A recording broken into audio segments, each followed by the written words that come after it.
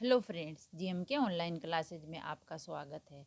आज हम राजस्थान का इतिहास के बारे में जानकारी प्राप्त करेंगे। मत्स्य जनपद की राजधानी थी। मत्स्य जनपद की राजधानी विराटनगर थी। मत्स्य जनपद की राजधानी विराटनगर थी। बेराठ में प्रथम उत्खनन किसके नेतृत्व में किया गया था? बेराठ में प्रथम उत्खनन दयाराम साहनी के नेतृत्व में किया गया था। बेराठ में प्रथम उत्खनन दयाराम साहनी के नेतृत्व में किया गया था।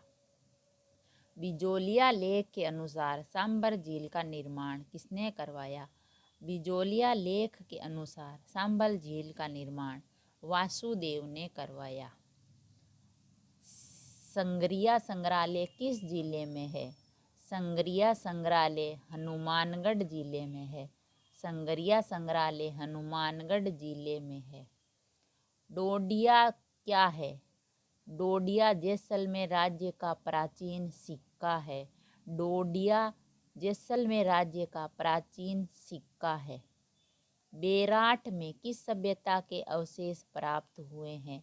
बेराठ में मौर्यकालीन सभ्यता के अवशेष प्राप्त हुए हैं। बेराठ में मौर्यकालीन सभ्यता के अवशेष प्राप्त हुए हैं। राजस्थान में अशोक अभिलेख कहाँ से प्राप्त हुआ? राजस्थान में अशोक अभिलेख बेराठ से प्राप्त हुआ। राजस्थान में अशोक अभिलेख बेराठ से प्राप्त हुआ। राजस्थान में बौद्ध संस्कृति के अवशेष कहाँ मिले थे? राजस्थान में बौद्ध संस्कृति के अवशेष बेराठ में मिले थे। राजस्थान में बौद्ध संस्कृति के अवशेष बेराठ में मिले थे। बेराठ स्थित पहाड़ी जहाँ बौद्ध विहार के अवशेष मिले हैं उसे जाना जाता है। बेराठ स्थित पहाड़ी जहाँ बौद्ध विहार के अवशेष मिले हैं उसे बीजक पहाड़ी के नाम से जाना जाता है। बेराठ स्थित पहाड़ी जहाँ बौद्ध विहार के अवशेष मिले हैं उसे बीजक पहाड़ी के नाम से जाना जाता है। आहड़ संस्कृति के अवशेष कहाँ से मिले थे? आहड़ संस्कृति के अवशेष उदयपुर से मिले थे। आहड़ संस्कृति के अवशेष उदयपुर से मिले थे। किस स्थान पर राजस्थान में सबसे प्राचीन सभ्यता के अवशेष पाए गए हैं? कालीबंगा पर राजस्थान में सबसे प्राचीन सभ्यता के अवशेष पाए गए हैं। कालीबंगा स्थान पर राजस्थान में सबसे प्राचीन सभ्यता के अवशेष पाए गए हैं।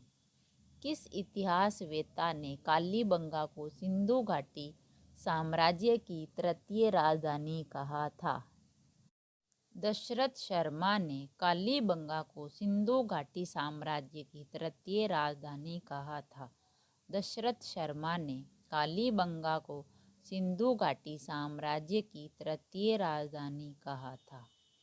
पूरा उत्खनन स्थल बागोर एवं नाडोल क्रम से किन राज्यों में स्थित है? पूरा उत्खनन स्थल बागोर एवं नाडोल क्रम से भीलवाड़ा एवं पाली जिलों में स्थित है। पूरा उत्खनन स्थल बागोर एवं नाडोल, भीलवाड़ा एवं पाली जिलों में स्थित है। किस नदी के किनारे गणेश्वर में ताम्रयुगीन सभ्यता के अवशेष पाए गए हैं? कांटली नदी के किनारे गणेश्वरम में ताम्रयुगीन सभ्यता के अवशेष पाए गए हैं। कांटली नदी के किनारे गणेश्वर में ताम्रयुगीन सभ्यता के अवशेष पाए गए हैं। अभिलेख जो प्राचीन राजस्थान में भागवत संप्रदाय के प्रभाव की पुष्टि करता है, वह अभिलेख जो प्राचीन राजस्थान में भागवत संप्रदाय के प्रभाव की पुष्टि करता है घोसुंडी अभिलेख है। घोसुंडी अभिलेख जो प्राचीन राजस्थान में भागवत संप्रदाय के प्रभाव की पुष्टि करता है। किस शिलालेख में चौहानों को वत्स गोत्र ब्राह्मण कहा गया है? बिजोलिया शिलालेख में चौहानों को वत्स गोत्र ब्राह्मण कहा गया है। बिजोलिया शिलालेख में चौहानों को वत्स गोत्र ब्राह्मण कहा गया है। बड़वा ग्राम में कितने मोखरी यूप अभिलेख प्राप्त हुए हैं? बड़वा ग्राम कोटा में कितने मोखरी यूप अभिलेख प्राप्त हुए हैं? बड़वा ग्राम कोटा में 3 मोखरी यूप अभिलेख प्राप्त हुए हैं। 3 मोखरी यूप अभिलेख प्राप्त हुए हैं। महाराणा प्रताप के हाथी का क्या नाम था? महाराणा प्रताप के हाथी का नाम राम प्रसाद था। महाराणा प्रताप के हाथी का नाम राम प्रसाद था। वीर विनोद के अनुसार हल्दी घाटी युद्ध में मुगल सेना की संख्या कितनी थी? वीर विनोद के अनुसार हल्दी घाटी युद्ध में मुगल सेना की संख्या 80,000 थी। वीर विनोद के अनुसार हल्दी घाटी के युद्ध में मुगल सेना की संख्या 80,000 थी। अतारकिन का दरवाज़ा राजस्थान के किस जिले में है? अतारकिन का दरवाज़ा राजस्थान के नागौर जिले में है। अतारकिन का दरवाज़ा राजस्थान के नागौर जिले में है। चौहान राजवंश के संस्थापक शासक हैं। चौहान राजवंश के संस्थापक शासक वासुदेव हैं।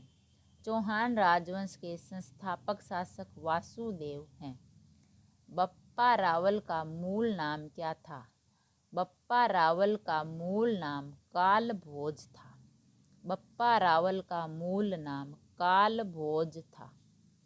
किस राजपूत सरदार ने खानवा के युद्ध में राणा सांगा के घायल हो जाने के बाद उसका राज चिन्ह धारण करके युद्ध जारी रखा था? झाला अज्जा राजपूत सरदार ने खानवा के युद्ध में राणा सांगा के घायल हो जाने के बाद उसका राज चिन्ह धारण करके युद्ध जारी रखा था। झाला अज्जा ने राजपूत सरदार ने खानवा के युद्ध में राणा सांगा के घायल हो जाने के बाद उसका राज चिन्ह धारण करके युद्ध जारी रखा था। महाराणा प्रताप में चांडव को अपनी राजधानी बनाया जो मेवाड़ की राजधानी रहा।